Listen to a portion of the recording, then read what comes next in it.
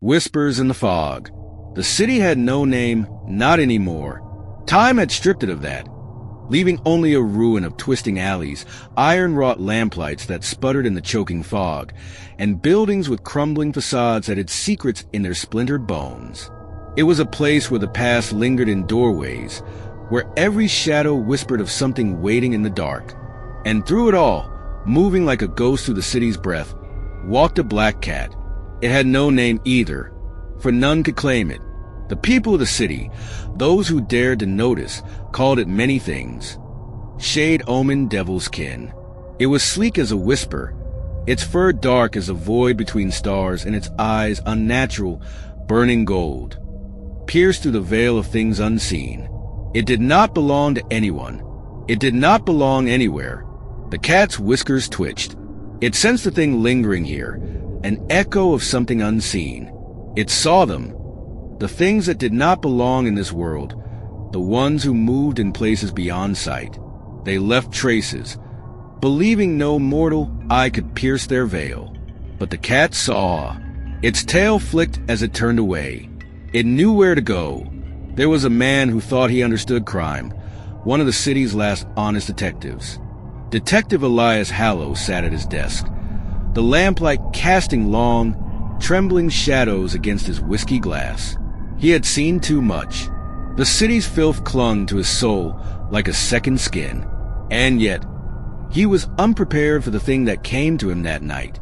A flicker of movement, a whisper of fur, a cat, black as the abyss, with eyes like burning embers, perched on his windowsill, watching him. He froze.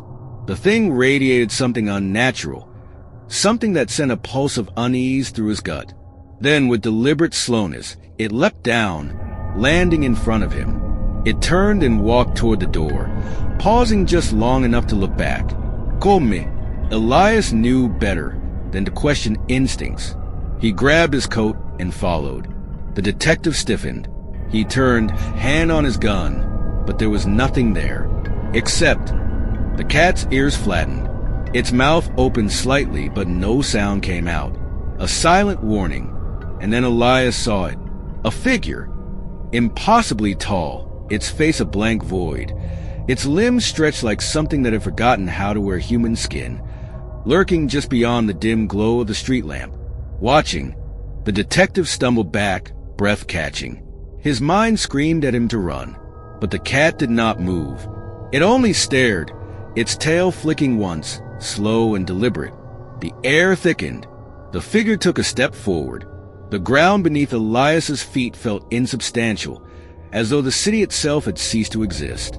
Then, the cat only blinked, and then it turned, walking away as though nothing had happened, slipping into the shadows once more.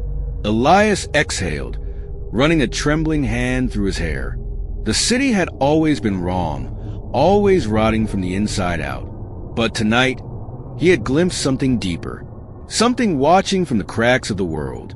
And the cat, that thing, was the only one keeping it at bay. He turned, meaning to follow, but the cat was gone. The only thing left was the endless fog, curling through the streets like a whisper. Somewhere in the depths of the city, the black cat walked alone. Only a purpose. It saw the things others could not. It hunted the things that should not be. And though the people of the city feared it, though they whispered of curses and omens when its golden eyes glowed in the dark, they did not realize the truth, that it was not their doom, it was their savior, and it was always watching.